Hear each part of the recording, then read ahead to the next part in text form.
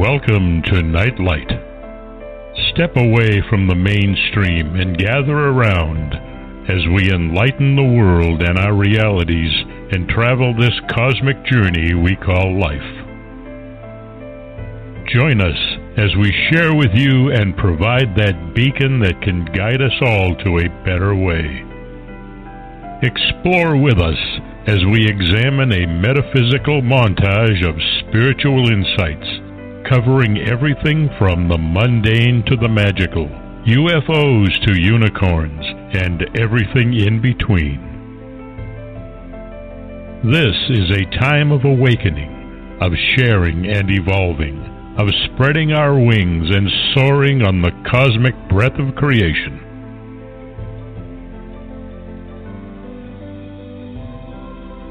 Come and join with other light-minded spirits as we weave our lights together to seek understanding, enlightenment, and, with a little luck, some wisdom.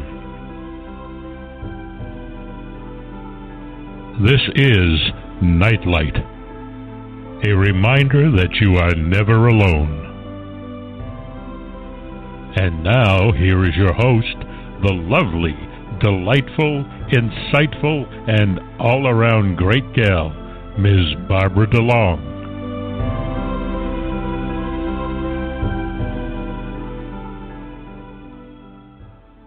I have Ken Quiethawk to thank for that lovely intro.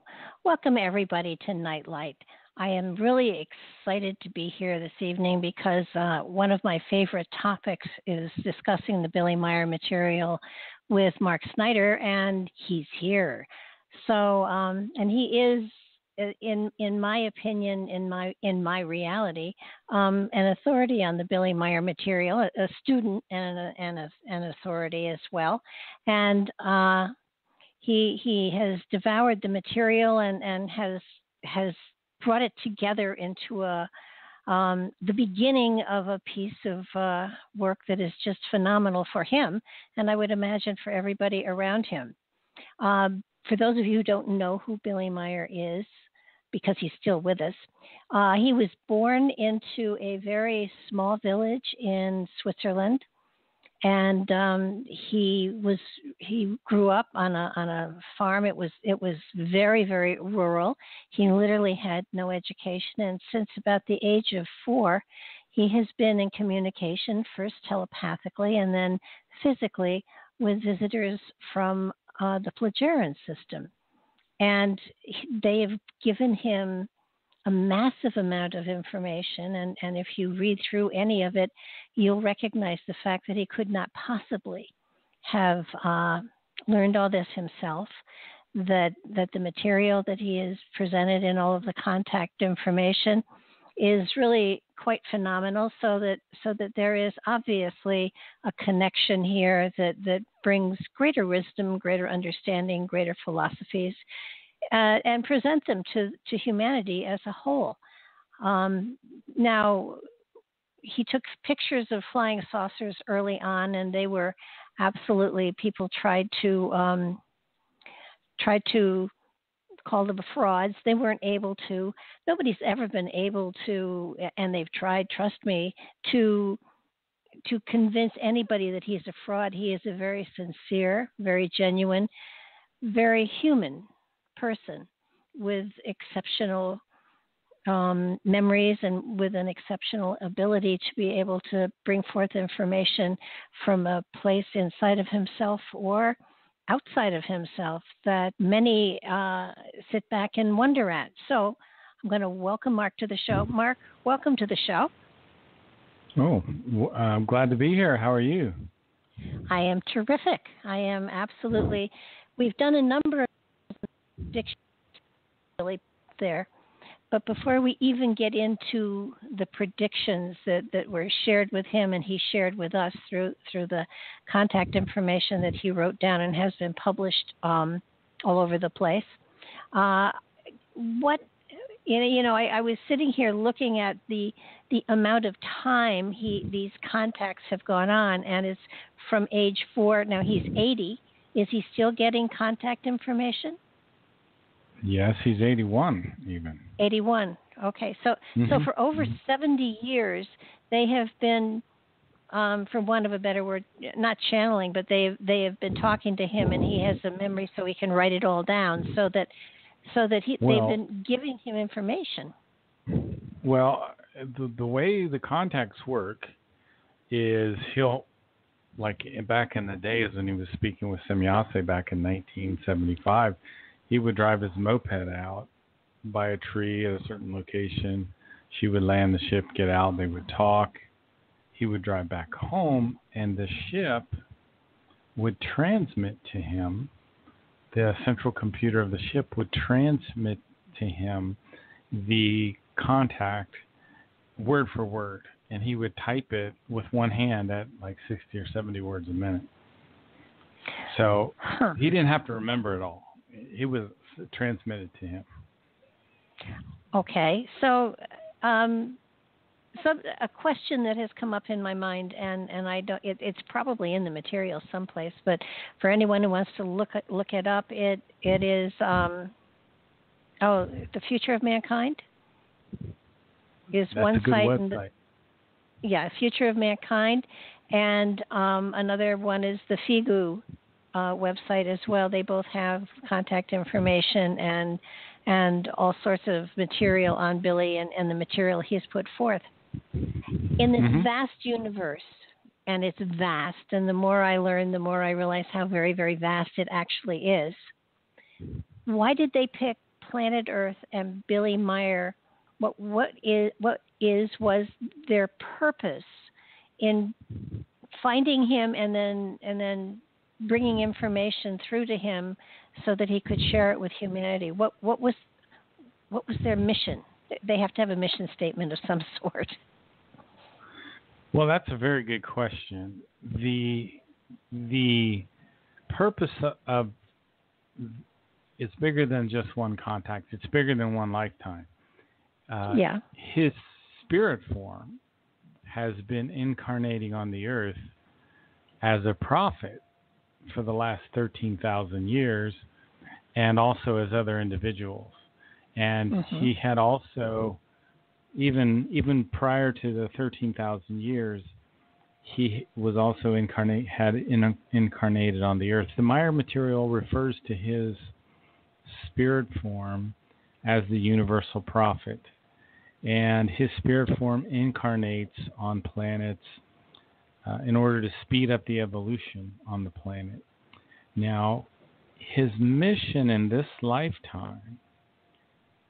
So your basic question is your basic question why Billy? No, my basic. I mean, I understand about Billy and his spirit form, and I understand all of the that I got down. But why Earth? Because now, when you say why Earth, are you saying why are they coming to Earth rather than some other world? I'm just wondering because. I think what I pick up in some of the contact information is that, we're frustrating the daylights out of them because we're not listening. What is it about Earth that is so special that they have sent? It's not. It's not special. No, it's not. What they're trying to do is avert a disaster here. They're trying to keep us from destroying ourselves. And the reason they do this is because, at least in part, they are responsible for some of the problems that are on this planet. Because even the Giza intelligences, as we have talked about before, are a splinter group of the Pleiaren. And the Pleiaren have been here, for example, during the time of Pelagon, which was 150,000 years ago. And when Pelagon was here, they had a society all over our Earth that when Pelagon died, Pelagon was a king of wisdom, and Ishwish. which we can talk about that what that means. But he was very advanced spiritually, and he was very benevolent, and he had a society here on Earth for almost 2,000 years. He lived for almost 2,000 years because of the power of his spirit form. Now, when he died, the guy that took over for him wasn't so wise, and the whole society broke down, and there was a gigantic global war which almost destroyed the planet. Now, some 20,000 years later, about 133,000 years after that, is when the Earth was repopulated again by people from other worlds, and that's where Atlantis and Lemuria started. Mm-hmm. And then you know how that ended in the Great War with a meteor that came and almost completely destroyed all life on the planet. Yeah, not well. Not well. So now it's been maybe 10 or 12,000 years since the destruction of Atlantis and Lemuria, and maybe only 7,000 years since our society and finally has been developing, and finally we're back up to the point again of somewhat of a advanced culture in some ways. And they see that once again what's happening on the Earth is bad, and that we're going down the path of self-destruction again. So let's take Atlantis and Lemuria out of the picture. So 13,000 years ago is when the Nocodemian lineage started to manifest as these prophets on the Earth. There's 3 Henochs, and then Elijah, Isaiah, Jeremiah, Emmanuel, and Muhammad. Now these are, but he also had incarnations that weren't these prophets, like Socrates and Aristotle and Galileo and Mendelssohn and Mozart. So they're just trying to avert the disaster. Okay. The gigantic disaster that we're heading towards, and that's probably why I have the interest in all the prophecies, because it resonates with you, right? well, actually, I think that there were a lot of different reasons for the predictions and the prophecies, and because the humans today won't listen to prophets unless they're proven. And there's only one way to prove it, and that's to predict something that actually happens. And, you and I have spent a number of shows on going over the predictions and prophecies that Billy has come up with. And I think we found he was about 80% right on the things that from the Twin Towers to Diana's death to the cell phones to, he's nailed it. And the hurricanes. Sometimes the hurricanes, the fires. Yes, and volcanoes. Those are the ones that disturb me the most. Is the fires and the hurricanes, particularly the fires, because it's just completely devastating our forests, and the forests moderate the weather on the planet. And once you get to a certain point where the weather is extreme all the time, I don't think there's a solution. I don't know of a solution. Now, what's really neat is I've heard of this.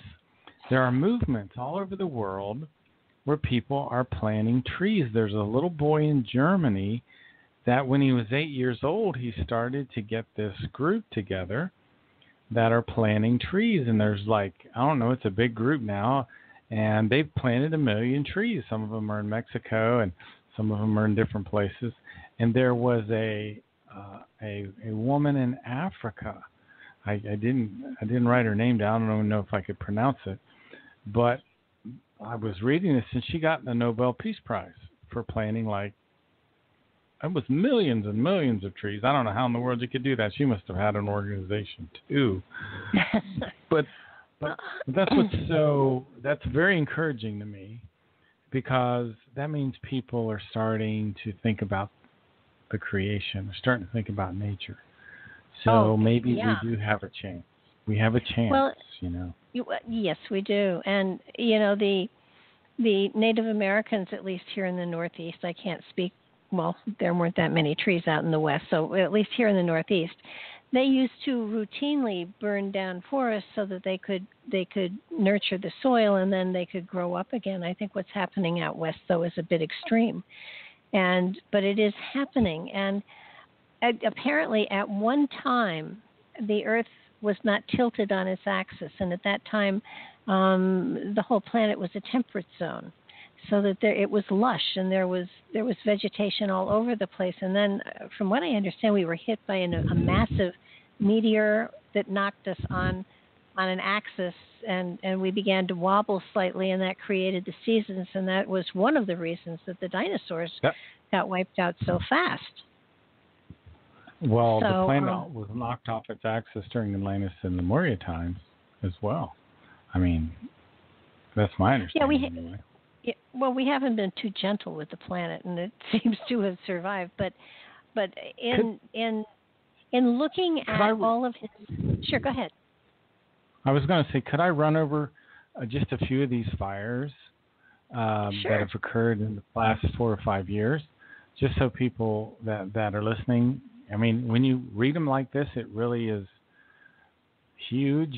This was going back to 2013. The Rim Fire burned in Northern California. It burned 402 square miles, so the third largest fire in California history. 257,000 acres of forest were destroyed.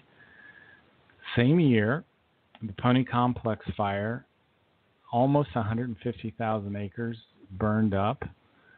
And then in 2014, the Funny River Fire in Alaska burned 190,000 acres roughly, 302 square miles. 2014, the Carlton Complex Fire burned 390 square miles. That's an area 4 times the size of Seattle, 250,000 acres. So these fires I'm describing, they would have burned my whole state of Ohio almost completely up. Oh yeah, that's what's been happening. The Fort McMurray fire in 2016 in Canada is the biggest one. It's also the most costly disaster in Canadian history. 1.5 million acres destroyed. That's just an area I can't even wrap my mind around. I'm going to skip over the hurricanes and keep on the fires. The Rice Ridge Fire in 2017 burned 100,000 acres. The Chetco Bar Fire, the Rice Ridge Fire was where? Montana. The Chetco Bar Fire was in Oregon. It burned 182,000 acres. The Thomas Fire in California. Now, this was a little different. It wasn't one of the gigantic ones. But now they're starting to burn up people's houses and stuff. 1,020 structures were destroyed in 2017. And so what I'm trying to say is our planet is being destroyed by our lack of understanding of what the creation is. Yeah, but not all of those fires were man-made. A lot of them started by lightning and stuff like that. Well, the reason they're started by lightning is because things are so out of balance. You see, let me explain it too. Forests moderate the weather when they're healthy, okay? And one of the things they do, besides creating shade, and they create tremendous amounts of shade, which reduces the temperature in the air in that area. They also in the winter they reflect.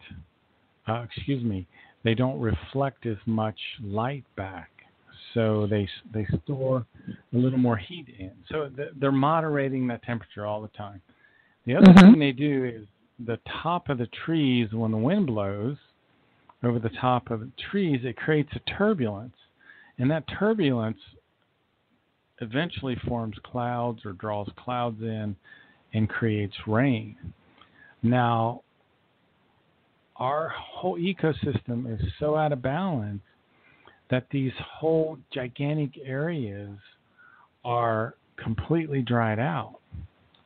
And part of it is also our fault because we're not, maintaining these forests. But that's why lightning strikes will just, boom, start these forests.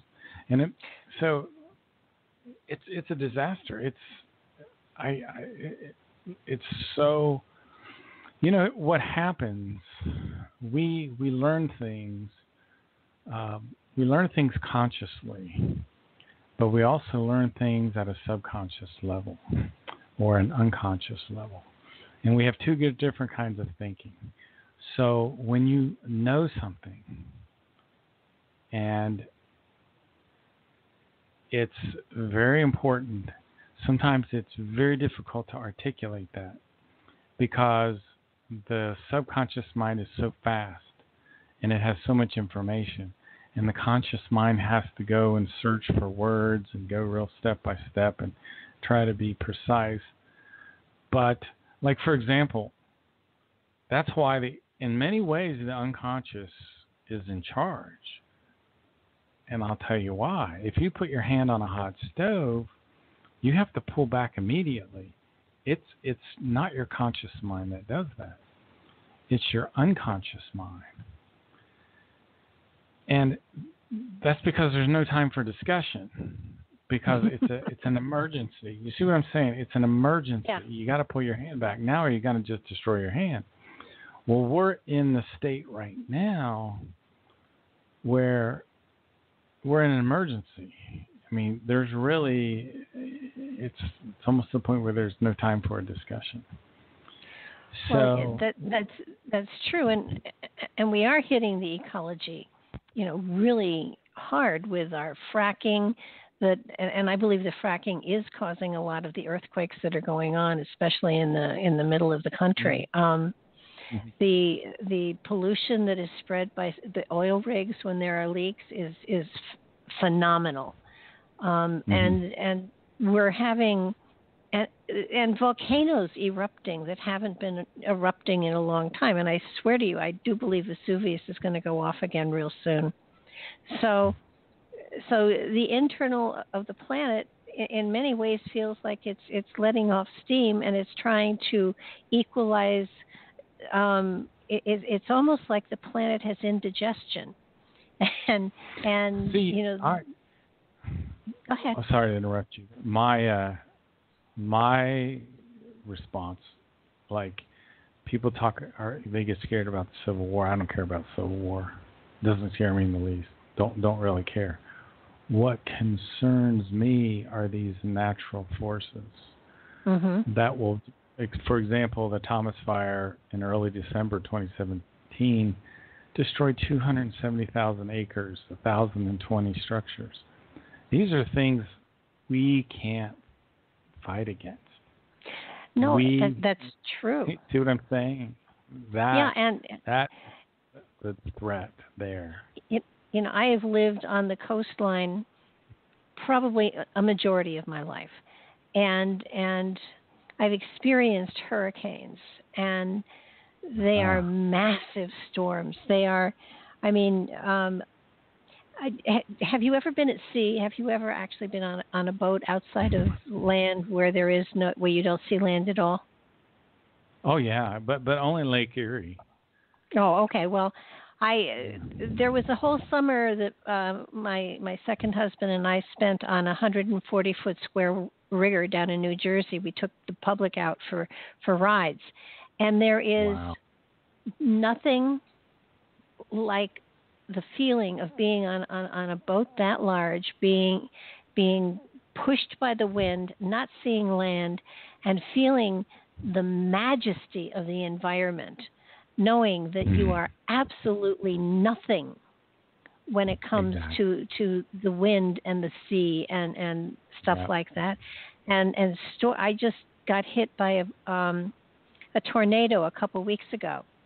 And really? yeah, it it went through my property, and it knocked down 100-year-old trees like they were toothpicks. It twisted them and broke them, and it was the most amazing thing I have ever seen. But you're in awe of it because you know that you have no power to deviate, to change, or to mitigate it. You're at the mercy of these elements that is just profound. And so this leads very nicely into, we've done a lot of his predictions about, people and things, but I keep, no matter where, and there's another website. I sent it to you. Did you have a chance to look at that, by the way? That other website is called fly.com. Oh, you mean that's Michael Horn's website? Yeah. Okay. Well, on this website, they have a whole section on prophecies and predictions. He's pulled them all together in one place, Mark. It's so cool. Michael Horn is Mr. Prophecy. That's what he's into. That's what he's totally focused on. You'd probably love to talk to him. I'm telling you, he knows the prophecy backwards and forwards. It's not my particular area for one reason or another. I focus more on the spiritual teachings and more on the ancient history stuff. But the prophecies are just bizarre. And I love what you were saying about the creation there, and the fact that we're just like a speck in the wind. We're nothing. we're the smallest, tiniest little microbe ever, and I got to hold the wheel of this vessel and feel the wind. I could feel the wind in the sails as they took and moved this huge ship forward, and it was like, whoa, this is scary. I'm nothing. And but I want to go back to the prophecies. I'm pulling you back here because and for anybody that's interested in the predictions and prophecies, theyfly.com has them all together, and it's an amazing. If you're interested in this kind of stuff, it's an amazing place to go.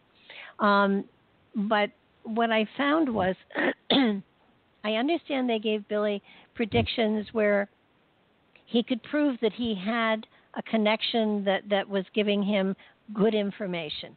And, a lot of people, will only listen to somebody if they can prove that they know what they're talking about. And so being able to say, I got these 10 things right out of 10, I have a connection. I have material to give you, pay attention to it. And in all of his predictions, starting in the 50s, going on through whenever he stopped as far as the predictions go, they come back over and over and over and over again to overpopulation, destroying the ecology, which will destroy the planet, which will destroy humanity.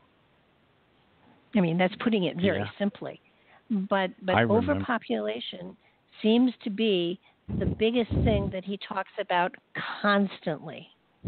No matter what year Go ahead. I remember back when I first started studying this, and I would read about, and here's a perfect example. It says here on Contact Report 215, it says, as already mentioned, enormous natural catastrophes and rolling walls of fire and violent hurricanes will rage across America. And I can remember thinking to myself, how is that going to happen? That's never happened before. That's not going to, I can't imagine that happening. And it's here. And it's happening on a massive scale. And I'm just stunned by that. That just blows me away. Well, considering, how long have you been studying the Meier material? I got a feeling, I think I started around 2008, maybe slightly before, because I think I started my radio show in 2010. So that's, roughly around that time. Yeah, about 10 years, I think. Because it's, most people who really do predictions, I seem to myself when I do the year end thing, for some reason the weather seems to have been coming up more and more and more. Earthquakes, hurricanes, volcanoes, tornadoes, tsunamis. I mean, it has been, and it's sort of like I said this last year. Well, it still holds true. And when I look at Billy's stuff, it's and I think what people don't understand is we're in a phase that could easily be 100 to 1,000 years, anywhere in between. When I read through a lot of Billy's material a long time ago, he said that there would be at least 800 years of turmoil and upset and confusion and stuff like that before we hit a time of milk and honey, so to speak. I don't think he said milk and honey, but you know, where there would be peace and tranquility and harmony, where we would learn to live together. And at the time when I read that, I thought, oh, pshaw, you know, can it happen in a month or two? No. And now, as the last couple of years, I have been more and more aware of the greater the intensity of the weather has upon us. We're going through a heat spell here on the East Coast. I don't remember ever having this many days of close to 100 degrees or more in July. Same here. Yeah. I mean, it's profound. I mean, I have allergies. This kind of weather, I have to stay inside. I can't breathe out there. And you know, it's the most. And I live in the woods, and I have huge gardens, and you know, it's. And I don't think it's that I'm getting older and therefore my body is more sensitive to the environment or anything like that. I don't buy that. I think it's there is such a great intensity of the earth trying to bring it, and I do believe it's the earth. I do believe the earth is trying to bring itself back into balance, and it's not necessarily. We don't have anything to do with it. It's sort of like if you have an infection, you try to cure it in any way possible. We have volcanoes literally burning away the insects that have inhabited their coast. I mean, what kind of an idiot builds a home on the side of a volcano anyhow? But but you know, it's. I think we have forgotten what our ancestors way back, well, not way back, hundreds of years ago, maybe thousands of years ago, what our ancestors knew, that you had to live in harmony with your environment. Or it would wipe you out. I mean, exactly. When the meteor hit, and I don't know if it was the one that took out Atlantis, but I do remember reading about a meteor hitting in the ocean and causing a tsunami. That the tsunami was over 100 feet tall when it hit the coastline. Now, well, yeah, that sounds a lot like Atlantis and Lemuria. Yeah, and if it was the same tsunami, then its remnants are being discovered in the Mississippi Basin. So the wave made it all the way past the Mississippi River before it so that they are finding they're finding sediments, and they are finding things that they shouldn't be finding in those areas. And it's because when that tsunami hit, whether it was a meteor or whatever, but when it hit the coast, the East Coast, it was cresting all the way over past the Mississippi River. So just astonishing. I can't even imagine that. I can't visualize it. It's too big. It's too much. Well, there's also a meteor hit in right off the Yucatan Peninsula, and they have found the crater there. They have identified it, so that there was another hit there. So that this planet has sustained amazing hits from space, just not in our lifetime, but it's there, and it has marked the surface, so to speak, of the planet, so that for us to think that, oh well, we're just fine, it's we're not. And I think what gets to me is, you know, most of the population of the world is clustered on the coastlines. So all you need is a tsunami well placed, and you can wipe out most of humanity. Yeah, that's, it could happen. It could happen. How far inland are you? Oh, I'm in Ohio, so, it's hundreds and hundreds of miles. But I'm not as far west as the Mississippi. Yeah, So Billy is trying to get a message out. He's trying to get a message for the environment, and he just keeps slamming on overpopulation, overpopulation, overpopulation. Now, what does he expect humanity to do? Stop having children? I mean, and I think he makes a point in one of the things that I read that the Bible says, "Be fruitful and multiply." And I don't think that when that was written, they thought we would take it to the extreme that we have.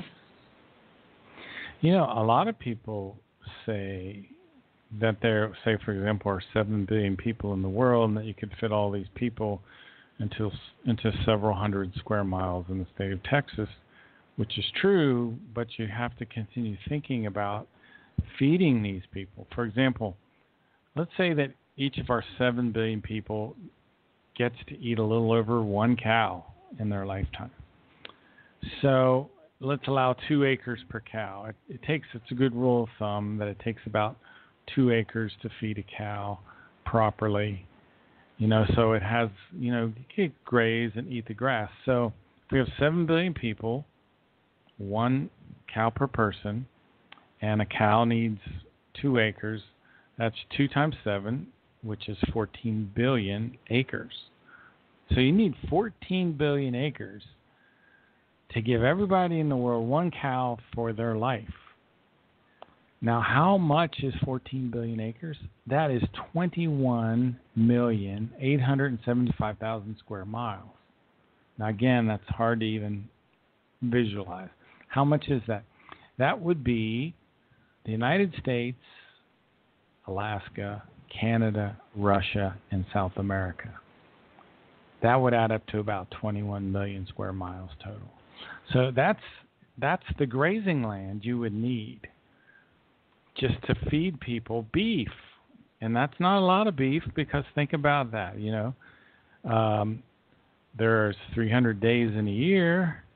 If you ate a pound of beef every 3 days or something, you could eat 300 pounds of beef in 1 year. It's theoretically possible. So what I'm saying is, just to feed people beef, and what's happening now is you have billions of people that are starving or that barely survive, that don't get really any meat to speak of. So it would take all the United States, all of Canada, all of Russia, all of South America to feed our 7 billion world population beef, assuming that each only consumes 1 cow for their entire lifetime. So you really have to sit down and start thinking about population for it to really sink into you. You see what I'm saying? Because people can distort that and say, we don't have a overpopulation problem. Oh my goodness! People argue that. People argue that because they do the simplistic math without looking at all the different variables, and they say, well, you can literally fit all these people into the northern part of Texas. Well, you can, but now you got to allocate the room for feeding them, and then what level are these people going to live? Is everybody going to have a car? Is everybody going to have a computer? Well, that's true. And when you look at the third world countries who are unable to farm and feed themselves, that we are feeding, and because we're feeding them, they are not going out and trying to farm again, and they can't because the land has been destroyed. I mean, we aren't sustaining here, and when you get masses of people that can't work and don't have jobs and are hungry, then you have disease, and the disease spreads. And one of the things that Billy predicted was that because of all of this, old diseases were going to come back. And I kept thinking from what he was describing, he was calling the Black Death. That was a plague that hit Europe very, very hard long ago. So he said that we're on the verge, we're on the tipping edge here, where we're going to destroy ourselves because we haven't been able to control ourselves. And as far as the U.S. goes, that's the same thing that's going on here. It's a matter of when I was reading about what he said about the U.S., he basically, and he was not the only one. He basically that I have heard with this prediction said that by 2020 the government as we know it was going to crumble, and according to Billy, we had two choices. It was either to go to a dictatorship or go to a more democratic form of government. I know that sounds ridiculous but we don't have a democratic form of government. We're a republic, and so it's a matter of we are at a crossroads here, according to Billy, and it is a little. I have to say it's a little exciting watching it, but I'll let you know if it inconveniences me too much, and then I'll be mad. But watching it all transpire, it's hard not to see what's coming, because we've had a party system that is no longer a party system. They've drawn the line, and they are now enemies. And when you have that happen at that level, it's a very dangerous thing. Well, let's hold that thought, because I want to get back to that thought in a minute, because I think it's really interesting. I'd like to talk about the social justice warriors and all that, but I want to get us back to overpopulation here. There's a guy named Frosty Wooldridge, great guy. You should interview him. Please do on your show. He wrote a book called America on the Brink. And one of the things he claims, I haven't done the research, I don't know, but he's usually right because he does his homework. He says there's 100,000 immigrants coming in the United States every month, which, is staggering. Mm-hmm. We couldn't possibly generate that many new jobs. So that means you're going to have 100,000 unemployed people added to the already, it's only a way to destroy the country. So anyway, I talked to him a while back and wanted him to, if he could, come on the show on a regular basis.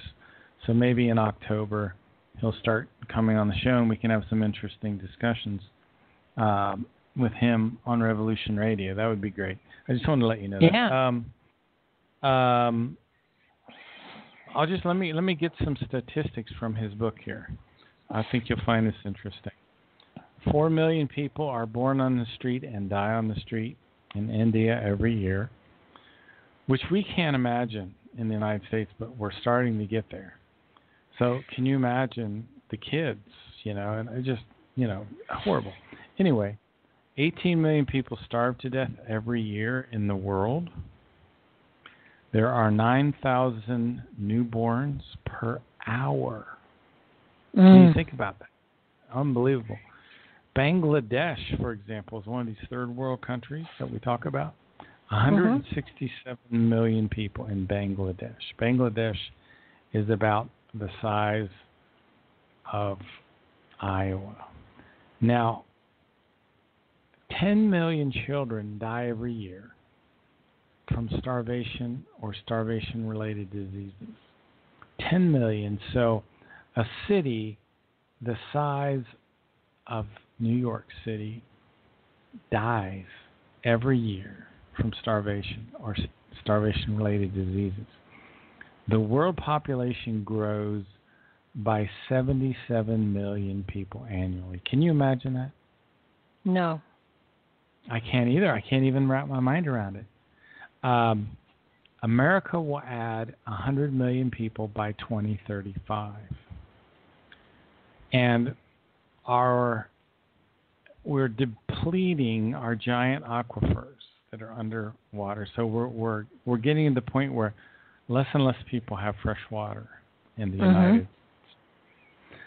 So these are just this all comes from America on the brink. I'm going to give you an example of what the overpopulation is like in other.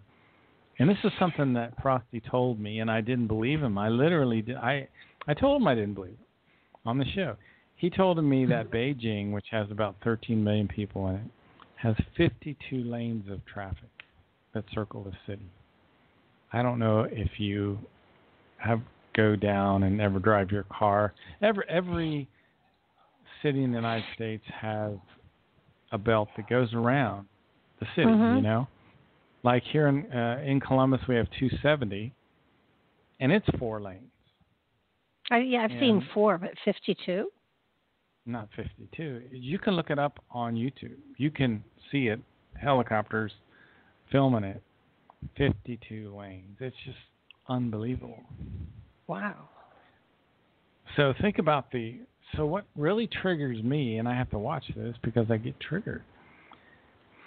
Think about the wrong thinking involved here. When you say there isn't an overpopulation problem, we only need to build more lanes of traffic, right? There's no traffic problem. We're just going to build more lanes at 52 lanes. You know, it's so, you know, it's insanity. And so. Well, I did get the chance to drive across the U.S., and I have to admit, you know,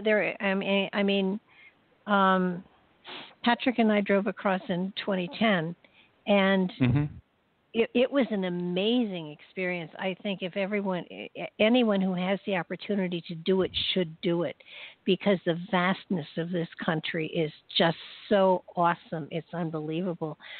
And while the speed, you know, it went up to 75 in many places, it was 2 or 3 lanes. It wasn't that many lanes because you're going across vast spaces that have no towns and no cities in them, and it's just wide open territory, and it's spectacular.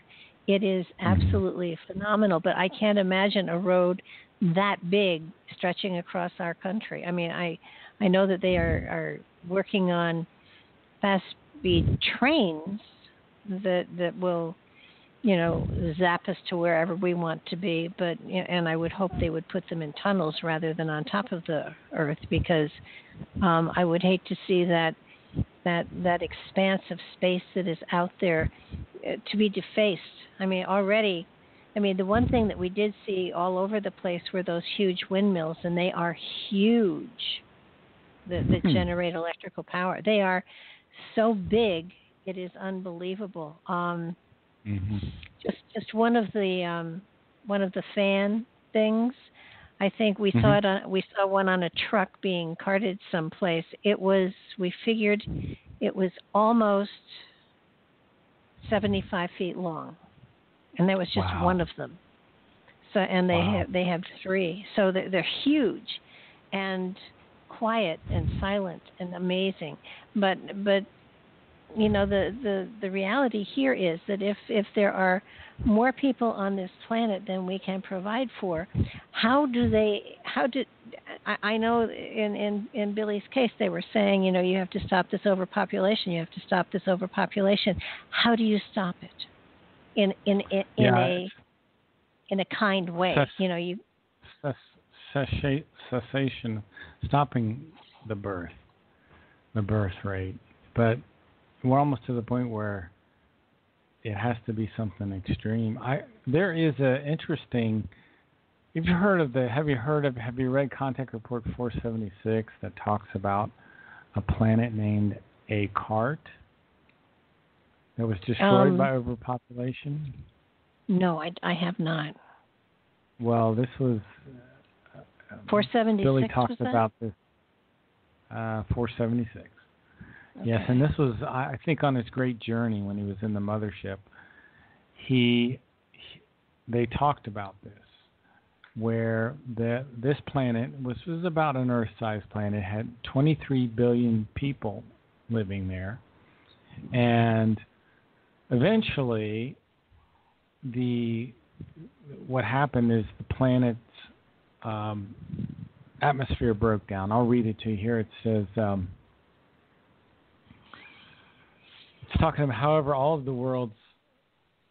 Okay, I'll just read the whole thing. It says the population of planet Akart belong to our Federation, as well as also the population of the worlds of Proxima Centauri and others from there, and other local regions of space around there, from which several of them have come to Earth.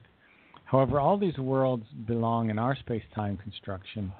Consequently, they also possess several of our technologies. Like, for example, that technology with which they are able to bridge the time barrier and come into our space-time construction. Eventually, the population of Akart increased to 39 billion. Then the climate was completely destroyed, when in the end an oxygen collapse occurred and the atmosphere collapsed. The Plejaren were able to only get 116 million people off the planet before it was destroyed and settle them on other worlds. So this is where we're heading. This is a very interesting contact report. If you ever get to read it. Yeah, I wrote it down. I will give it a shot. But you have to. I mean, what we're seeing here is not our lifetime years in mind, or our children's or our children's children, but it is coming. And if something isn't done, Dan Brown wrote a book called Inferno. Did you have a chance to read that at all ever? No. And they made a movie of it, but the movie, changed the ending, and I think ruined the whole movie, frankly, for me. The book itself talks about a mad scientist who believes that overpopulation is going to ruin the world, and that the best thing you can do is to, he intimidates that releasing a plague that would kill most of the population would get the population down to a safe, sustainable level.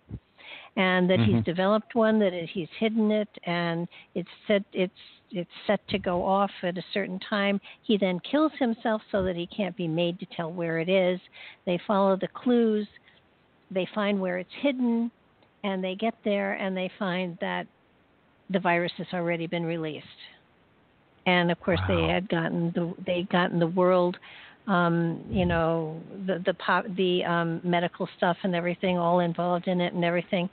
Turns out it was released ahead of time, and it wasn't a plague, but what it did do was cause infertility to 80% of the population. Well, that's happening now, naturally. Yeah. Now I ruined the book for anybody that's going to read it, but basically, what it did was, it over the long term, it did cut the population. Yeah. And now in a lot of the vaccines that are being sent to third world countries, I have always suspected there was something that would cause infertility to them as well. Oh yeah. I can't prove that, but I just kind of think that we have done that to third world countries. Whether right or wrong, I don't know, but I do feel that stuff like that is happening. And when you think of eugenics, I mean, that happened here in the United States before it happened in Germany during World War II. Hitler based his plans on what we already had in practice. So, I mean, I think there are places where trying to control the population has certainly been at work. And isn't there a country where, was it China, who said you could have 2 children and that was it? I think it was something like that. Yeah, for some reason, 1 point something comes into my mind. Well, how do you have a point of a child? Come on. You don't. But I think that was the rate. I can see replacing yourself, but so this overpopulation thing is something we really should be concerned about, because it is.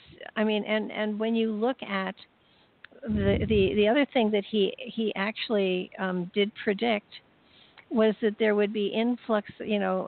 That there would be an influx of refugees from different countries that would flood major cities, Germany, England, and the United States. And of course, we had some of that with the Syrians. You know, where do you put them? How do you? And he said that in this influx of aliens that were escaping, fleeing, there would be terrorists, and the terrorists. The terrorist attacks are something that he did predict would continue and be exaggerated because they no longer had a central organization, that they were all lone wolves now, so that you weren't able to trace something back to an origin. It's harder to kill something like that. Mm-hmm. So we're in for some very unusual times coming up in the next decade or two. Well, let's hope that people like you and me who are studying books like The Might of Thoughts have been able to play a role in turning this around. That's the real answer to all these problems, is the spiritual teaching. And I can't think of a better book than The Might of Thoughts to get us back on the path, because it's neutral positive thinking that allows us to solve our problems. It's zeal-directed thoughts, which are mindfully used, that will, as Billy says, self-mightification occurs. So, and then when people do that, the human being then is able to show themselves their own true greatness. So, and this is where we learn how we can form our futures and our entire lives according to our own wishes and ideas. Mm-hmm.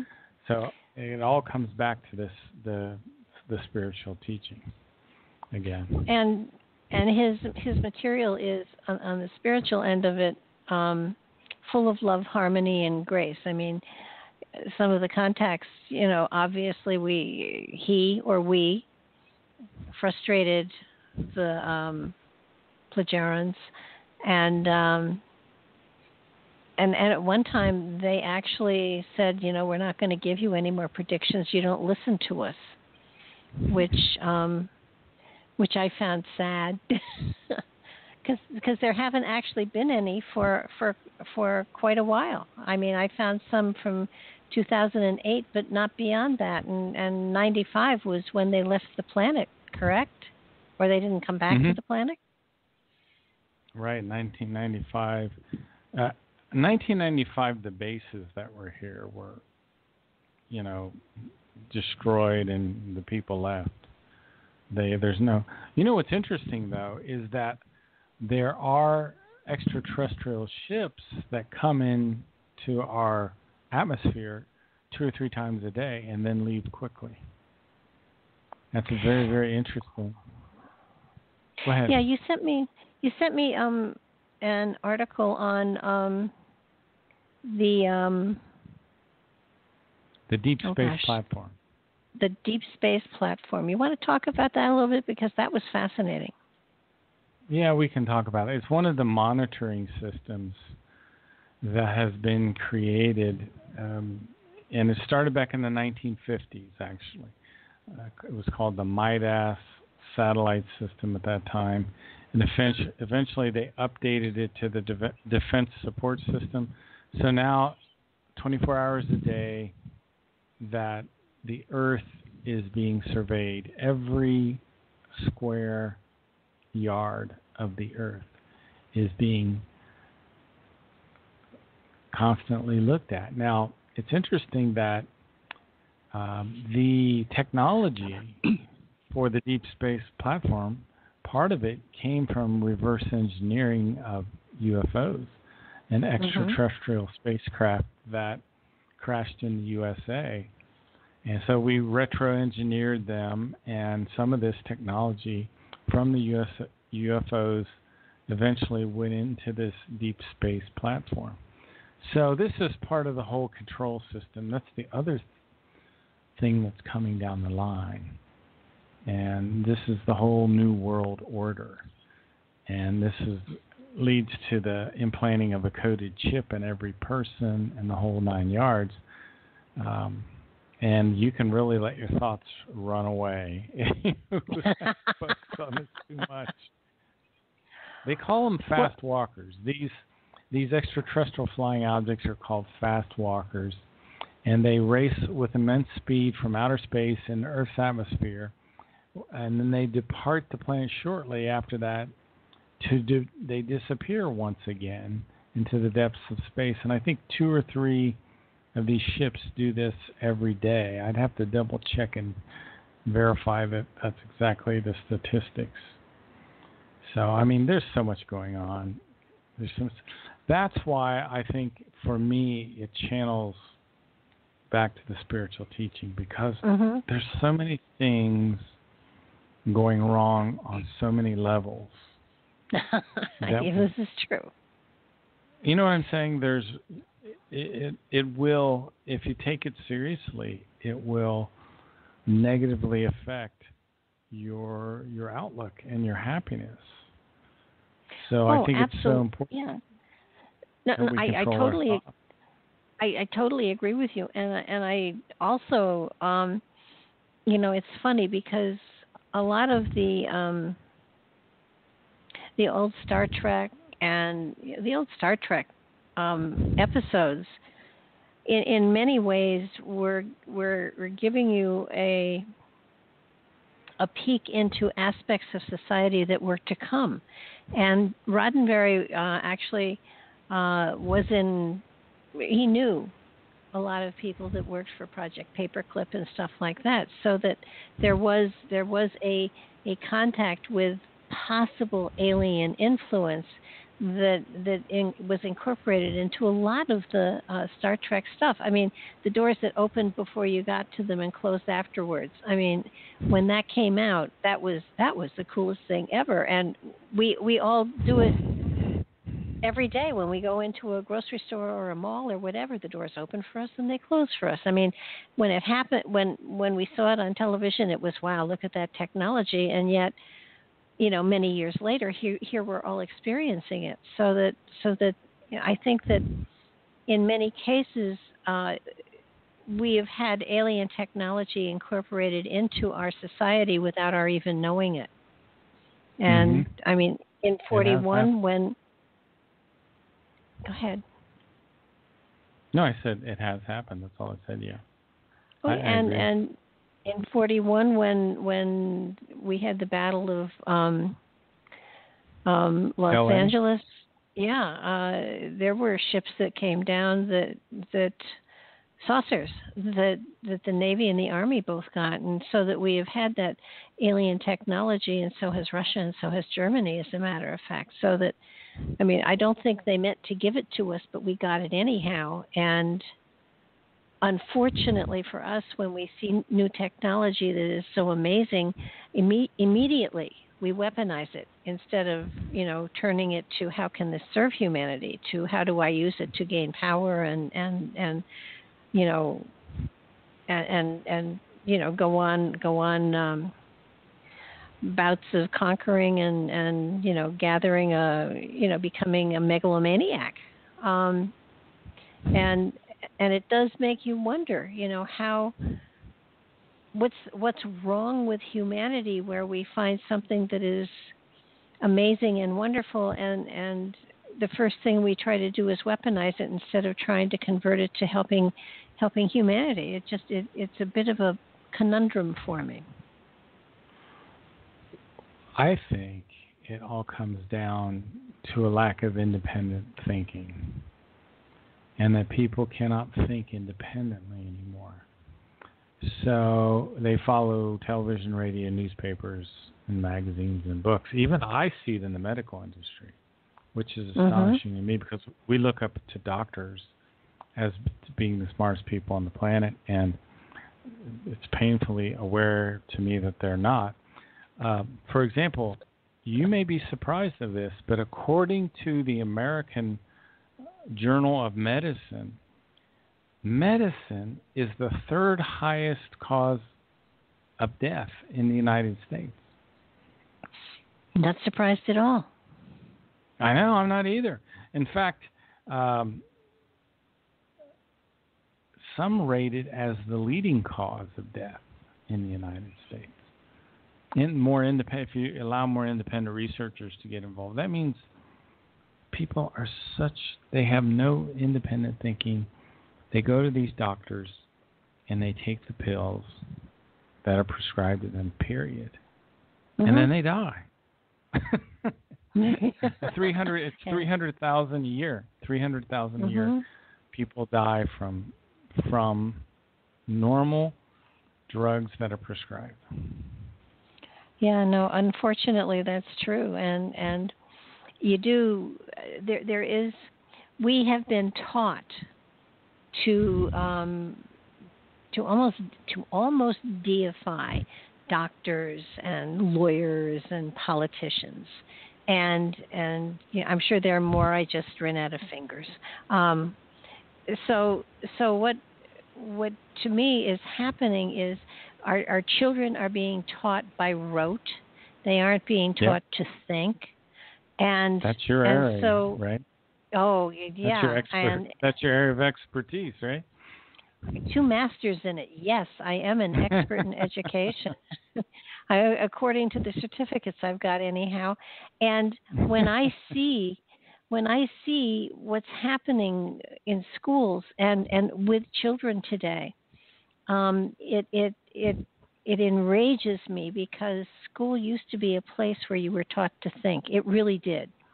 It was, you know. Let me interject something. I'm sorry to interrupt you, but the one thing they're doing now, you know, they're starting.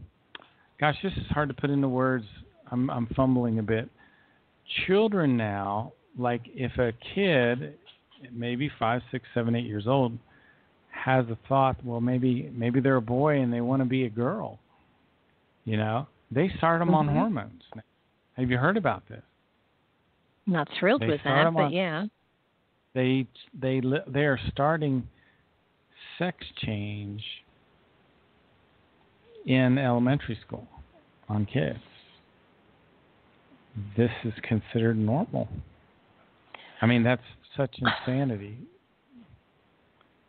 I don't think that's old. I mean, every little boy has played with a doll from one time or another. I mean, you know, but I mean, they're not proud of it, but they may have done it. But yeah, no, right. I don't agree with. I think that there is an age, and I don't know what it is. It's probably in the teens where you should be able 18. To make But I think if that's the case, then with in making sure that you're not just, you know, this is a real feeling, I am all for doing that if it's appropriate, if it really is what the spirit inside is feeling.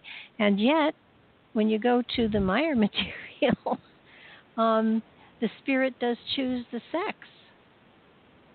So that it's just wrong thinking. It's wrong thinking, and it all comes down to the thinking again. And we're so wrong in our thinking. We're so absolutely we're doing what we're told by the media, by the churches, by the organizations. We're not capable of thinking independently anymore, and we're not capable of thinking logically. That's why there's such a dumbing down of America with the mass media. Well, yeah. I mean, forget that. I mean, I don't listen to any of the news anymore, because they're also controlled by something else. When the Federal Reserve came into being, the very rich people and the you know, the huge conglomerates took control of our money, and that was it. And our thoughts, I think, because I mean, I'm fortunate. I've been retired for a long time, and so I have had the opportunity to teach myself what I needed to know and to investigate things that drew me. And you know, it's a well-known fact that when babies are born, those areas that they immediately show interest in, you know, as a young child, are areas that parents should encourage, because those are areas where the spirit inside has talents and gifts and inclinations for that can help that child to evolve and grow into the adult form that it was intended to be, instead of trying to mold them into something that they think will be better for them so they can earn a living and be independent. I mean, those two things are just they're not together at all. It's, do I follow my bliss, or do I follow what my parents say and get a mundane job and I make money and I have children and you know, I get fat and die? Or do I celebrate what I've got inside of me and learn and grow and you know, see what I can do to serve humanity and how I can use my gifts and talents to help others understand themselves. And you know, it's two different pathways. And you know, I mean, some people are meant to be rich. There's no doubt about it. And some people are meant to struggle, but there's a joy in the struggle. So you know, and as a young child, I mean, the things that I did as a young child, I have found are in my later life the things that I have gone to that have given me the greatest richness, the greatest joy, and the greatest ability to find out who I really am myself. And, you know, I have the good fortune to be able to, you know, see both ends of the spectrum these days. But not everybody can do that. But if you can go back and if you can ask your parents, what was it that I really, really, really was interested in, that I you know, played with the most, or and I don't mean cowboys and Indians and spacemen, but you know, probably creative endeavors like writing or singing or music or you know, study of any sort. And you'll find that those are the areas that today will give you the greatest peace and serenity. There is a word that Billy has. It's called asartung, and it's a noun, and it means to get out of control of the good human nature. And there's another word called askertit, which is an adjective. It has pretty much the same meaning as asartung, but it's used for nouns other than human beings. For example, you can have an askertit world, and that's what we're headed to, is a world that's out of control, the good human nature. We're out of control, which is why we have so many problems. Well, when you stop and think about it, a baby is pure love. And a baby has to be taught to hate. And there's a song in South Pacific, you've got to be taught. And it's true. If people are biased, if they are, you know, angry, if they are mean, if they are, that's all learned material, because a baby in its initial stages is really a blank slate, and it absorbs. It's, you know. Dr. Bruce Lipton has one of the greatest things where he talks about for the first 7 years of our life, children are literally downloading information from the world around them. So if their parents hate something, they'll download that information, and it'll go right into their subconscious. And that's where they learn they learn behavior patterns, which they'll try for the rest of their life to get rid of because they're bad. Yeah. And that's where we learn all these thought patterns like anger and all of these other patterns. So, yeah. Well, yeah, and you know, when you get right down to it, it's like, okay, you know, we are at a place in time here where what we share with others at this moment in time and forward, you should be of a better quality. Should be not anger and not bias and not prejudice, but I don't want to sound like I want to go back to the you know, to the 70s when it was peace, love, and harmony so much, because that was a crazy time. That was lots of drugs involved there, but it made sense, and you know, to a degree, I think, again, carried to an extreme, anything is not good, but it's I think we are now, most of us, not trusting, and angry. I have a good friend that she's been through some difficult times, and every time she turns around, somebody screws her. And it's like, she keeps saying, I have to learn not to trust anybody, and I have to not trust anybody. And I keep saying, no, you have to be discerning. It's okay to trust if they've earned your trust, but you don't give it away right away. And I think that so many of us are in places where we're having to learn how to be human, because we happen to have a physical body, I don't think that we are at a place in time where our spirit is able to manifest within the reality with the kindness and tenderness and joy that it's meant to do. Because we're born into a society that is going to precondition us to the other side. And it's not a negative side. It's not like Darth Vader in the other side, but we're not given from birth the patterns. I was born during World War II. So that there is, a fear of a lot of things that's built into me. The concept of war, definitely, it makes me crazy. Knowing what can happen in war, but I think that we really have come to a time where we have to take a look at what we're doing to our children, and knowing that we're handing to them an ecology and a planet that we have abused horribly, and we should be teaching them how to take care of it instead of having to destroy it further. Yeah, and the reason I think we do most of these things is because of wrong thinking, and that we're not thinking in the neutral, positive pattern anymore. So, Billy talks about... You've used that term a lot, and a lot of people will not understand what neutral positive is. You want to kind of give an explanation of it again? Sure. When you have a neutral positive thought pattern, you're just a little past the middle point. You're not negative, you're not positive, you're just a little to the positive side. That's the way Billy described it. It's the thought pattern that will attract positive experience into your life. In other words, your thoughts generate feelings. Your feelings will generate habits, and these good habits will produce good circumstances in your life. So the friend that you were talking about that has everyone's treating badly, she's actually attracting those circumstances into her life by her thinking. Absolutely. Which is not, it's probably, I would assume, negative thinking in some aspect. Or it's overly positive, one or the other. So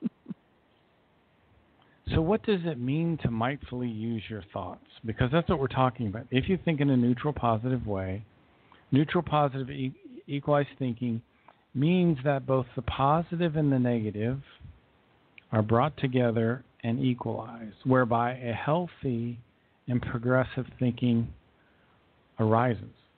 So if you're thinking negatively, that leads to what I was talking about, asartung, as much as purely positive thinking does. So what we need to do is repair our psyche. And we repair our psyche by neutral, positive thoughts. And we need to learn, this is what I'm trying to learn right now. And let me read this to you, because this is the sentence I'm studying for the past 2 weeks. It says, zeal-directed thoughts, which are then mindfully used, whereby a self-mightification arises in practice. Human beings are thereby able to show themselves their real and true greatness, and in conscious use of the might of their thoughts, they show themselves their own capabilities and prove that they have a means at their disposal with which they can form their futures and their entire lives according to their own wishes and ideas. Now, you were talking about when you're a child. Now, this between the ages of 1 and 7, Dr. Bruce Lipton says, we're downloading all of these thought patterns. We're looking at our parents and our friends, and we're learning all these things. subconsciously. It's a subconscious download. And the subconscious works very fast. We are in a theta state during that time. When we're in a hypnotic theta state of mind, we record the behaviors of others as a child. And the theta waves are what's called 3 to 8 hertz. They occur most often when we're in sleep or we're in deep meditation. And the theta level is the gateway to learning, to memory, to intuition. So what's happening to these children is they're downloading the behavior of others. So they've downloaded some bad behavior. Some of it's good, some of it's bad. So in their subconscious, they have bad programs, which they got from their parents and their older brother or whoever. So when they start to have difficulty in life, these negative programs will play back. Out of control, they rotate the thoughts go out of control, they rotate. Negative thoughts over and over again, you can't stop. Well, how do you stop that wrong thinking pattern? Well, you have to learn for yourself a group of neutral positive thoughts, and then say those aloud to break the cycle of the negative thinking. So you tell yourself, these are the ones I use. You can come up with your own. I'm confident. I'm optimistic. I'm relaxed. I'm cheerful. I'm enthusiastic. I'm satisfied. I persevere. I persist. I endure. I am calm. I'm the master of my own destiny. I'm the forger of my own fortune. I create my own good luck through good thoughts, good feelings, good habits, and good circumstances. It is the nature of the thoughts that by their might alone, every conceivable thing can be brought to fruition. Now, why am I repeating those? And I'll repeat those over and over and over again. Why am I doing that? I'm habituating my subconscious. That's the only way the subconscious learns. The subconscious, like me and you have this discussion, it's just in the conscious mind. You can benefit from it to a degree, but your problems, those deeply learned negative patterns that you downloaded as a kid, are going to play back, and you're going to be just as miserable as you were before your conscious mind learned this. So that's why it has to go to the next level down. Well, you're talking about reprogramming yourself with positive affirmations, and that's exactly. That's you're overriding a program and you're enforcing it, and it's a wonderful way to do it. It does work. It takes time. It's not an overnight. It's not easy. It's not an overnight process. I want to say this. So anyone listening to this show, it will not work the first time you try it. It will take weeks before you can make just a little bit of progress. It'll take 6 months to a year before you finally say, hey, I can finally do this. But it doesn't come easy. Yeah, I will use a term that I picked up. I forget where I picked it up, and I would give the person credit if I could remember who it was I heard it from. It's not mine, but I'd like to claim it. But I use it all the time when I am struggling with something, and it's simple. It's not a sprint. It's a marathon. Oh yes. So that it's the spiritual process is not a sprint. It's a marathon, but it's so worth it. Well, it's your only opportunity for survival, because if you do not correct your thinking, then you'll just live a life of suffering. So you have to make the choice. Do you want to have a life that you enjoy, or do you want to suffer?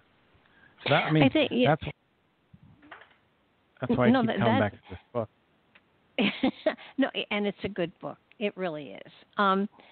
But I think what happens is that, happily you're aware that you have tools to use to get where you want to go. There are so many people that don't understand that first of all, spirituality is not a religion. So praying and asking for something over and over and over again will not get it for you. But it won't. Focusing, I mean, I'm all for prayer because Lord knows I do it on occasion myself. But the reality is you have the power within you that you should be reprogramming yourself, and basically it's not please help me do this for me. It's more of a I'm looking for this, open the door, help me open the door, help me find a way. And sometimes you need to have, some sort of technique to get there. Sometimes, the Spirit will talk to you inspirationally. And so often when Spirit does talk to you in inspiration or a flash of insight or a dream that you can't get out of your mind, pay attention to it because there are always answers there. I think the spirit that we carry, that is the resident of this avatar, this body, has all the answers. It's a matter of trusting yourself and having faith in yourself that no matter what challenge arises, you have the tools to not only overcome it, but to actually be a victor in whatever the challenge is, if you listen to your spirit within instead of all of the people giving you advice who really don't know where they're coming from. It was very interesting hearing you say that, because I used to think that way too. I don't think in terms of prayer at all anymore. That's I mean, but I think you also sent me another article that I found fascinating about how sometimes the stress that we put ourselves through with religious, feelings will clutter and in some way shut down parts of our brain because the stress is so great. Yeah, I sent you. It's the hypothalamus. It shrinks part of the brain. There's a religious thought pattern that actually shrinks part of the brain, and they've done research right now. In fact, religious experiences shrink part of the brain. Let me read this. Religious factors and hippocampal atrophy, especially in late life, occur according to a Duke University study that represents an important advance in our growing understanding of the relationship between the brain and religion. The hippocampus belongs to the limbic system and plays important roles in the consolidation of information from short-term memory to long-term memory and spatial memory. The hippocampus is involved in the storage of long-term memory, which includes all past knowledge and experiences. Scientists are uncertain as to how exactly this occurs, but what they're saying is that they argue that some individuals in the religious minority or those who struggle with their beliefs experience higher levels of stress, and this causes a release of stress hormones that are known to depress the volume of the hippocampus over time. So this wrong thinking actually shrinks your brain. Now thinking Billy talk, it's unbelievable. It's just scary. So the one thing that you'll notice that I've noticed, and it was so good to hear you say that because it really made me realize how much my thinking has changed. There's no begging, there's no pleading anymore, because I understand the power of my thoughts. And Billy talks about the zeal of the thought, in relationship to power. Boy, this is I wonder if I've got that handy. It's a very interesting thought. In other words, he talks about mindful thoughts and the importance of mindful thoughts. So maybe it'll help. I think I got this hopefully somewhere. That's my dog, one of my dogs. Hear that. Why you search, I want to also mention, we are not saying religion is bad, because yes, we are. I am. Okay. I don't want to rip people away from. Okay. It's one of the. I'll take credit for that one. Okay. You can blame it on me.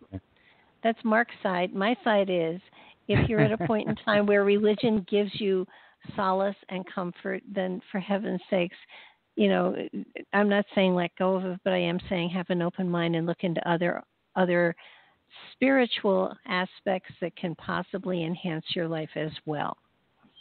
I'm not a diplomat anymore. I know you're not. No, you're definitely not a diplomat. I used to be. I'm not anymore. Okay.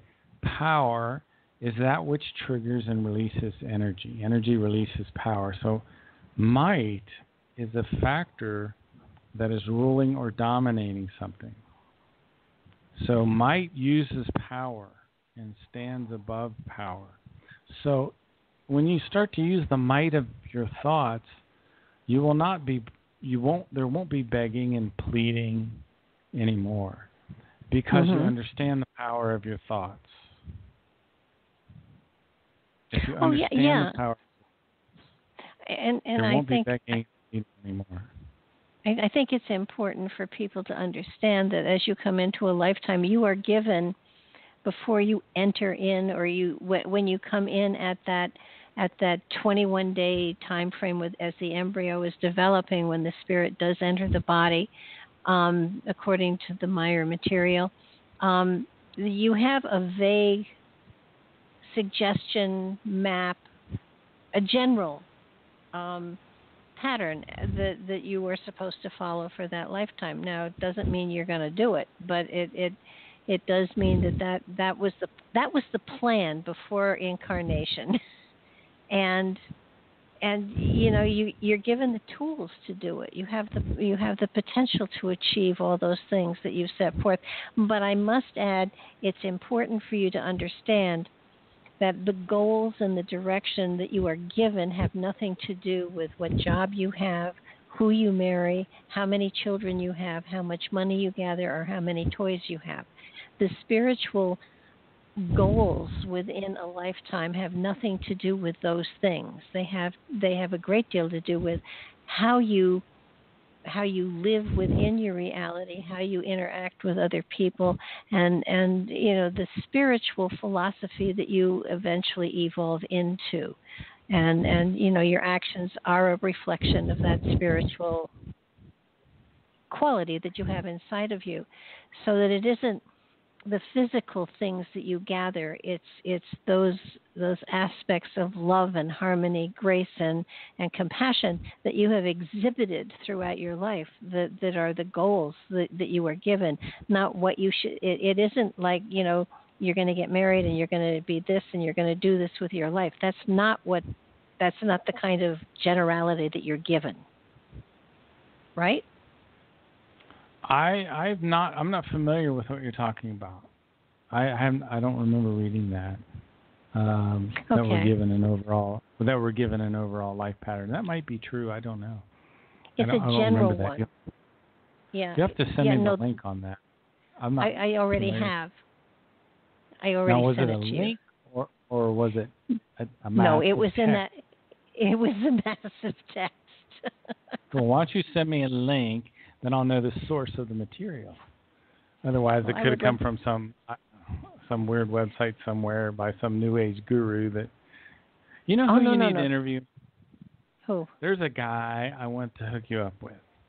He lives in the Yukon Territory in Canada. His name is Daniel Cooper, and he lives up there in the very extreme far north, where they have 6 months where it's light all the time, 6 months where it's dark all the time, and where it gets so cold you can't believe it.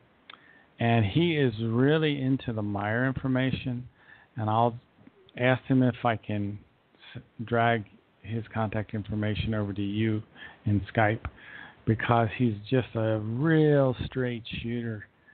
And I think you would have an interesting discussion with him. Now, he has written,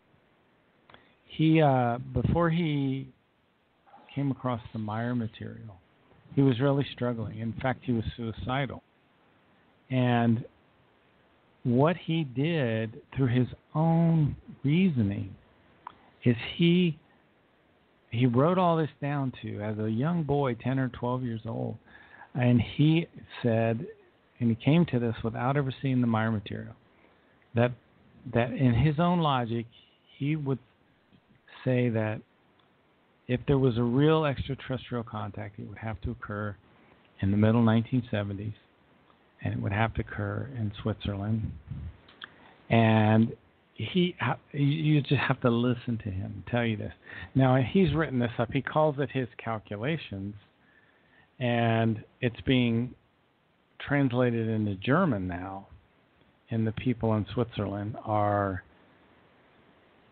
going to publish this at some point. So it's just, I'll have to hook you and Daniel Cooper up. It'd be very interesting to hear you guys have a discourse. Another guy that I could hook you up with is a guy in Colorado named Remington is his first name. I think it's Rem Robinson. I sometimes forget his last name. For some reason, I have this mental block. And this guy, me and him are just like, it's the most amazing thing. We're just like on the same wavelength. And when we start talking, but it just one thing to another, and 2 hours goes by, and I'm like, how did that happen? He's an artist by trade. Mm-hmm. He's an artist. And he came into the Meier material a little bit right around the same time I did, right around 2008, I think. And he is one of the most, he's very knowledgeable, very, very knowledgeable. There's another lady I'll have to hook you up with in Colorado. Her name is Carol Steves. And she basically runs that meeting group in Colorado. So those are some people I'll have to get you hooked up with. But I wanted to read a little something from, this comes from Billy, and it kind of talks a little bit about what you were just mentioning. It says, when the egg and the sperm unite through the act of procreation, the consciousness and the personality do not enter the fertilized egg, which is contrary to what is occasionally wrongly taught. The fact is that during the 3 weeks after fertilization, the formless embryo grows as a tiny, natural, impulse-based, pure instinct body. So it's not, there is no evolution of the consciousness yet. Mm-hmm. It's called instinct. It's just instinct. On the 21st day, the embryo is then spiritually animated. When the spirit form reincarnates into the embryo, along with the consciousness and the personality, which incarnate through the comprehensive consciousness block, which I know you've studied that, right? Yep. Mm-hmm. We talked about it before. And for those, for those who are listening, when he says block, he means like a block of information, not a kind of block that stops you. It's a group of information, not a block that stops you from thinking. Sorry, block has. Yeah, go ahead. So the spirit form and the comprehensive consciousness blocks create apart. The consciousness and the personality become the self of the conceived life form as its inseparable part. If the reincarnation of the spirit form, as well as the incarnation of the new consciousness and personality into the embryo has taken place, then the embryo is transformed from a pulsing, natural instinct-based state of life into a conscious living process. This means that the embryo no longer exists, but from now on, the fetus, it's a fetus now, which is only 21 days, which our medical doesn't call it a fetus yet. But the fetus tiny heart starts to beat. So it's the power of the spirit form that starts the heart to beat. So the conscious life of the consciousness begins, which exists in the fetus and in this form develops into a human being.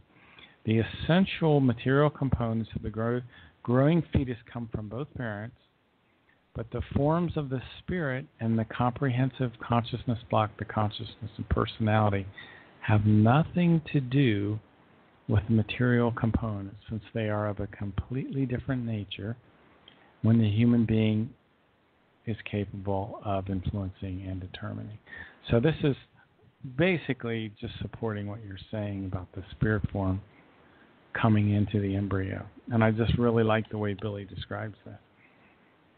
Oh yeah, no, it's a beautiful explanation, and you know, it's sort of like, okay, so this is how we come into being, so to speak.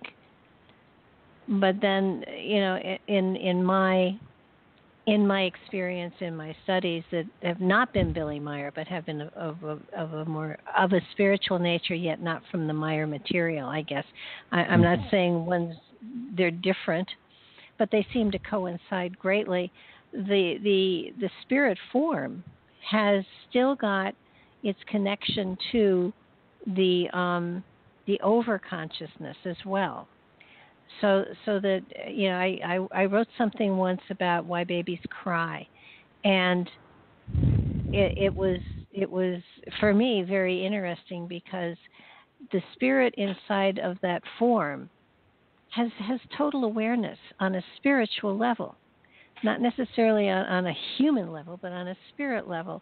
And so in the very, very young, quite often babies cry and they're not wet and they're not hungry, and it frustrates the devil out of parents. And in my opinion, that sometimes that frustration is because the spirit within can't manipulate the muscles or the tongue or the mouth in order to speak and get information out.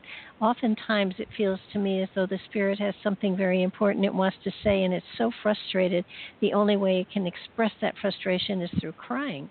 And I sometimes wonder if we're more compassionate and understanding and talk to babies as adults instead of as babies, because they're not babies, they're just humans that have to grow up. That we might get more information from them about what they remember of the spirit realms, of the overconsciousness, of all of the things that have happened to that spirit, the journey that it's taken to get to that point in time, and understand that it has to go through a year or two of being able to mobilize and then verbalize to be able. And in that time that it takes to mobilize and verbalize, we have clogged its memory bank so much with all that it's absorbed of the earth plane that it forgets about the spirit aspect of it to a certain degree. Well, that's interesting.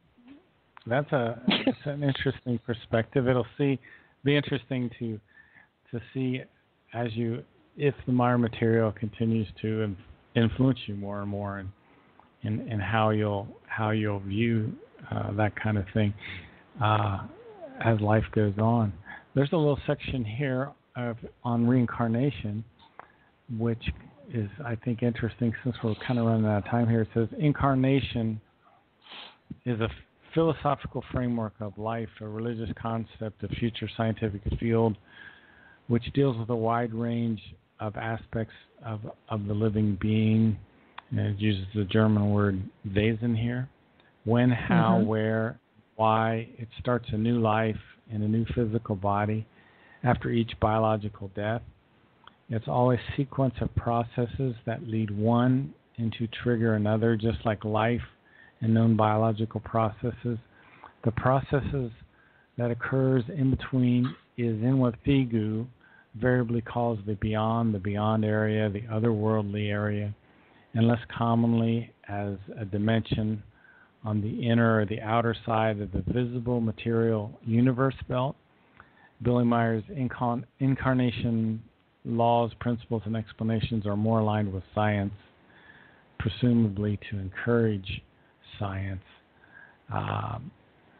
This is a good article. It talks a little bit about things like consciousness evolution and a little more. Look for reincarnation on the Billy Meier wiki, and I think you'll find this interesting. It kind of goes along. I think you're really hitting the. I can tell you're kind of really studying the reincarnation aspect of things. Well, I've always believed, that reincarnation was not random hops through time, but was definitely a journey towards expansion, evolution, and understanding. So that every past lifetime has offered another stepping stone, so to speak, for this particular lifetime. I think one of the other things that I just read that I found fascinating was the Neanderthal, and how the Neanderthal has not been wiped out because there is a part of Neanderthal in all of us, so that in a way Neanderthals have not, we have a part of that genetic makeup in our bodies, so that the Neanderthals were not killed off, were not destroyed, were not wiped out because of the intermingling of the two different, cultures that it was fascinating when I was reading it. It was kind of like they weren't wiped out. I mean, they were part of our development, but when a more advanced human form evolved, it still had the links to the Neanderthal, so that over time, no matter how you look at it, even though there are no 100% pure Neanderthals moving, although I've met a couple, but it is that we have that genetic part within us still. We carry a memory of and a piece of that genetic makeup within us as we sit here today, so that nothing has ever been wiped out. It's just been assimilated into a different whole, which was really cool. That was in the Meier material. It was. Yes, it was. That's an interesting way of looking. I don't remember that. There's so much here. There's just so much here. Well, you understand that, when you read it and when I read it, we both come from different backgrounds, so we're both grabbing different parts of it that resonate to what our backgrounds are. So that, it's not that one is right and one is wrong. It's just that, geez, I didn't see that. Yeah. But it was another.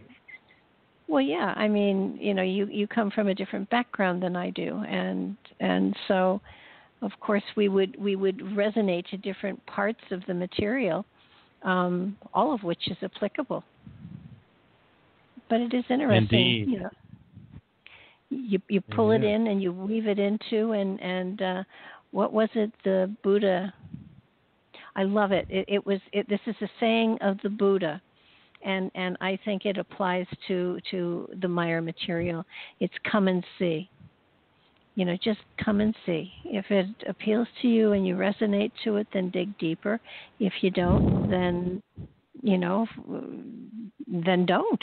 But the Buddha would say, come and see. Just, not this is my way, this is the right way, this is the only way. Just come and see. Give it a chance. Have an open mind and an open heart, and just see what fits for you, what doesn't fit for you. And if it influences you, that's wonderful. And if it doesn't, then it isn't your time and it isn't your way this time. That's, Meier material, I suspect, is going to be out there forever and ever, even after Billy has gone beyond. Does he have any idea where his spirit will go after this lifetime? Well, you always go into the spirit realm of the planet that you die on. Mm-hmm. The only exception to that rule, and when you reincarnate, you always reincarnate on the planet that you died on. So we don't. According to Meier information, you don't die on the Earth and then reincarnate on Alpha Centauri or something like that.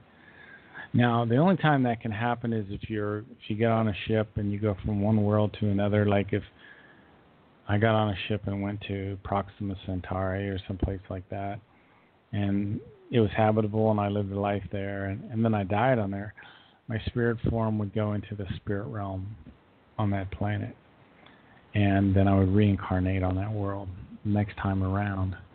But you don't. Yeah, and you probably know that, right? I mean, you've studied that too, right? Oh yeah, no, that part I got. And Okay. and if you were a baby being born in a spaceship, where would you then? That was interesting. I did read that. A baby born on a spaceship, where would its return be? Certainly not the spaceship. No, so whatever planet it died on, it would go into the spirit realm on that planet and then reincarnate on that world. Okay. Now, if you die on a ship, your spirit form will move to the nearest planet that has human spirit forms. Okay, so all those people that died on, we were talking about a cart earlier, the planet that had 23 billion people on it, the atmosphere broke down. All the spirit forms, all the people that died there, that, some of the people were lucky enough to get off on ships and go to other worlds, but the vast majority of them, the other billions of spirit forms have some way to move. They will move to another world. The closest one that allows for human life, and they'll incarnate on that world, whatever world that may be. I don't know how traumatic that is, by the way. I don't know how much. The spirit form is, at our current level of evolvement, it's not that conscious. It's not that aware. No. Well, not only that, but it has. And what I find fascinating is that this, in spirit form, you don't feel emotions, and you don't feel love, and you can't create from the spirit form. So in many ways, it's almost a blank slate until it takes a physical material form, and then it is able to create and to do all sorts of cool things. But as a spirit, there's a whole nother level of, I do believe there is a level of consciousness, but it's nothing that we can actually relate to. There certainly is, direction. It's not just an energy blob out there. There is consciousness there, but it's not the same kind that we have when we incarnate into human form. And every incarnation, the spirit form absorbs more wisdom and more intelligence, and it evolves, and eventually we don't need a body anymore. When we get through all 7 levels of evolution, we don't need a body anymore. And I assume since we don't have a body, we probably don't have a material consciousness.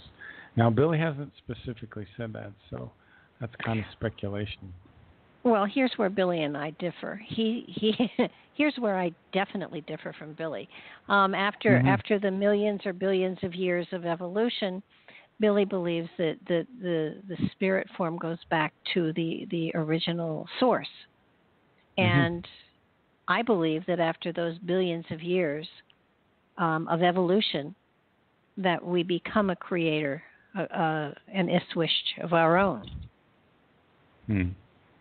And we cast out seeds, and we watch as those seeds, gather and grow, and then become sources of creation themselves. And we're talking trillions and gazillions of years, but I don't believe that we are going to. I don't believe our journey is to return to our source. I believe our journey is to become a source. Wow, I have a hard enough time just getting out of bed in the morning. I'm not that ambitious. No, I don't think I'll be there. So, not this lifetime, though, probably. probably not any, I don't even think. But, one thing we didn't get to chat about, we're out of time, I see, but we didn't talk that much about the collapse of the U.S. in 2020. Well, it'll still be there next week or next winter. I think I do believe that the government is going to go through an amazing change.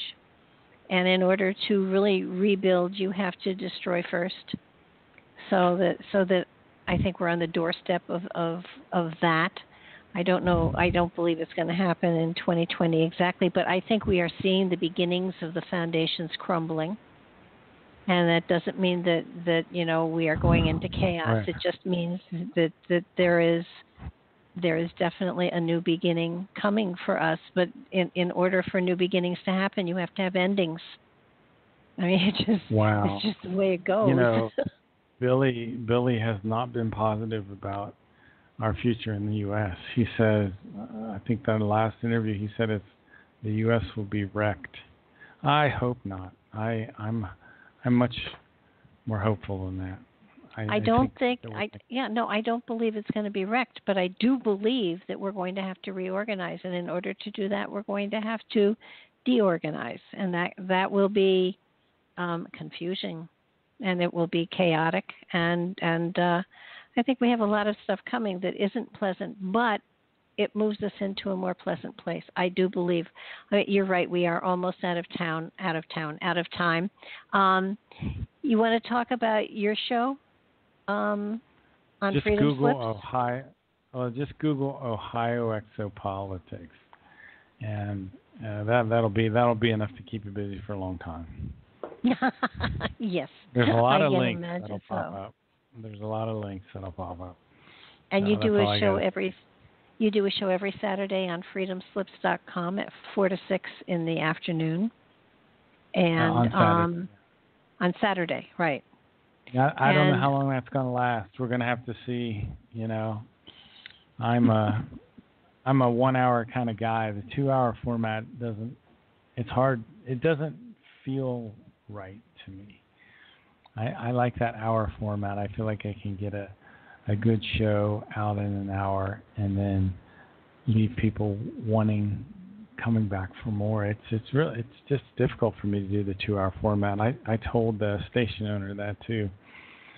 So we'll maybe he'll have someone come in that second hour. Why don't you take the second hour, Barbara? We'll talk, Mark. We'll talk. Okay. You can take the second hour. Go on the schedule. I don't like being required to fill a time frame. Yeah. Makes it hard. I like the option of putting a show when and where I want to, whatever works for everybody. So, but I'll help you out as best I can. The beauty of Blog Talk. I love Blog Talk. There you go. You did Nightlight earlier today, just for that reason, right? Yep, that's just great. for you. There you go. Fantastic. Well, thanks so much. I so appreciate you being here today and sharing your vast knowledge with us. And hopefully we'll do well. We're going to do this once a month. I think the first Tuesday of every month, right? Yeah, I think so. Okay. It sounds like a plan. 4 to 6. See ya. Goodbye, Mark. Okay. Thanks a lot. Bye. And thank you, everybody, for listening. So totally appreciate your being here and sharing your energy with us. We will be back. Nightlight will be back on Thursday evening, 9 to 11, with Michelle Avanti. And I will be doing Mark's Exopolitics with him on Saturday from 4 to 6 on freedomslips.com. You want to check my website out, you'll find me there. Thanks so much, everybody. Have a great evening and a happy 4th of July coming up. Bye now.